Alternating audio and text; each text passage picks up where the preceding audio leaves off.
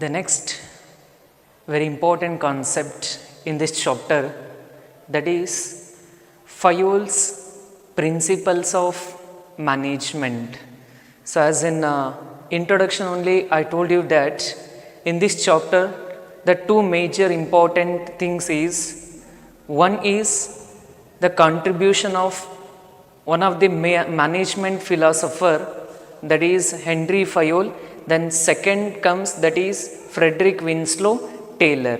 So first we will discuss about the first management philosopher, that is Henry Fayol. So before going to know the principles which is developed by Henry Fayol, let's see the brief biography of Henry Fayol. So about Henry Fayol, his span of working life is 1841 to 1925. So he was born in 1841 and he was dead in 1925. So about Henry Fayol, so he got an degree in mining engineering from Saint Etienne Mining Academy in the year 1860. So where the Henry Fayol is an mining engineering graduate. He got an engineering degree from Saint Etienne Mining Academy in the year 1860. And in the same year, that is in the same year 1860, he joined in a French mining company as an engineer.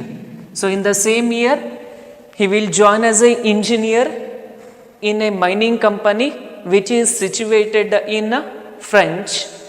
And in his working life, he got a position from engineer to managing director of the same company. So where by working as an engineer, from his greatest knowledge, skills and experience and broad imagination, so he got an managing director, that is MD post in the same company.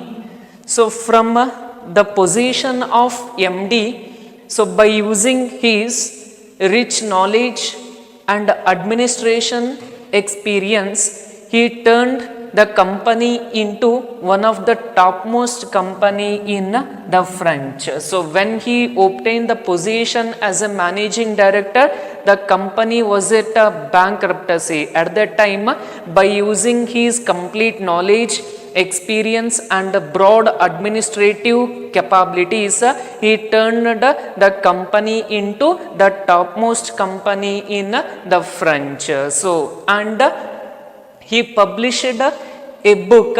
Initially it was published in French language and also it was translated into English as General and Industrial Management, which is published in the year 1949. So the book was translated by the French language into English as General and Industrial Management in the year 1949. So from his working experience, he was developed 14 principles. So by his experience, he developed 14 principles. For his all greatest contributions, he is popularly known as father of general management. So there will be a one mark question, who is called the father of general management, means Henry Fayol is called father of general management. So for all his contributions, the Henry Fayol is termed as the father of general management. The father of general management. So this is about the brief biography of Henry Fayol. So his life is from 1841 to 1925. In the year 1860, he got an mining engineering degree from Saint Etienne Mining Academy, and in the same year he is joined as an engineer in French Mining Academy. And so from his working he got an greatest position as managing director. By taking the managing director position, he was developed the company into topmost company, and he published a book. Initially it was in French language, and it was translated into English as General and Industrial Management in the year 1949. This is about the brief biography of Henry Fayol. So keep remember, who is called the father of general management?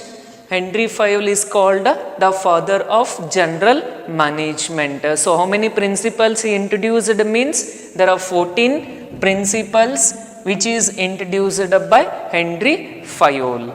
The next is Henry Fayol's 14 principles of management.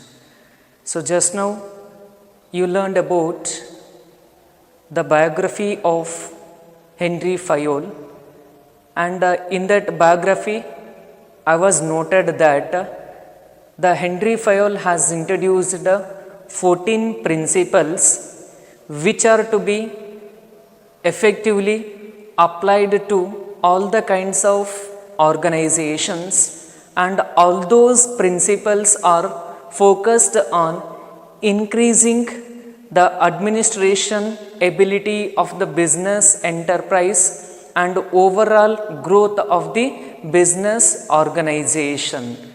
So let's see what are the 14 principles that are to be developed by Henry Fayol. So the first principle of Henry Fayol is division of work. So here division means divide. So as per this principle states that the entire work of the organization is to be divided into smaller tasks or smaller group of jobs. Each and every divided piece of work is to be distributed to the proper and competent person in the enterprise, means then only he can able to complete the work, then it leads to the specialization in the organization. So say for example, the total work of the organization. So here the total work of the organization is to be divided into smaller part. So each and every divided part of work is to be given to the specialist person and experienced people in the organization, means at that time the people can able to work effectively and efficiently without any confusion, without any mistake. That is why as per division of work, the Fayol opined that the total work of the organization is to be divided into smaller part. So work 1, work 2, work 3 and work 4. Each and every divided piece of work is to be allocated to the proper and competent person in the business enterprise, means then only it can able to achieve the organizational goals and objectives. That is why the entire organizational work is to be divided into smaller parts. Each and every divided piece of work is to be distributed to experienced competent and qualified worker means then he can able to perform the work without any mistake. So then it leads to the specialization in the business enterprise. This is about the first principle, that is division of work. Keep remember one sentence, what it says. It tells about the entire organizational work is to be divided into smaller part. Each and every divided piece of work is to be distributed to the competent person, means without any mistake, without any errors, they can able to complete the work. So that leads to the specialization in the enterprise. This is about the first principle, division of work. Then second principle is authority and responsibility. So here there are two management words, that is authority and responsibility. So first, authority means right to issue orders or right to issue instruction. So always the superior in the organization have authority, have right to issue orders to the subordinates or workers in the enterprise. That is why always the authority lies with the hands of a superior in the organization. So that is why authority means right to issue order, instruction. To whom he is going to issue the order means to the workers of the enterprise. To the workers, the superior is going to issue work order and instruction, that what is to be performed. So this is about the meaning of authority. And responsibility means, responsibility is nothing but it is an duty to complete the work which is given by the superior. So if the superior has given work to the workers, means the worker must complete the work which is given by the superior. So that is why the responsibility means it is an duty to complete the work which is given by the superior. So that is why always the responsibility lies with the subordinators in the organization. Who is subordinator? Their responsibility is to complete the work. So that is why there should be a proper equal, or there should be a proper balance between authority and responsibility in the organization. So that is why the second principle of Henry Fayol is authority and responsibility. So very simply I am telling that authority means right to issue order or instruction, and responsibility means it is a duty to complete a given task or work. Always authority lies with the hands of superior and responsibility lies with the hands of subordinates in the enterprise. There should be a proper balance between authority and responsibility in the management. Then third principle is discipline. So discipline means, so as per Henry Fayol, so each and every kind of organization must give more priority to the disciplinary aspect. So discipline means obeying the rules and regulations and following the procedures and the methods which is to be prescribed by the business organization. So that is why as per discipline principle, each and every organization must and should set certain code of conduct, certain rules and regulations, and they must develop the standard procedures and methods regarding about performing the work. So each and every worker must follow all these rules and regulations for the disciplinary aspect. If any of the people or any one of the worker is not following the disciplinary rules and regulations, means they will be punished. So then only we can able to get the disciplinary in working activities of the enterprise. That is why discipline means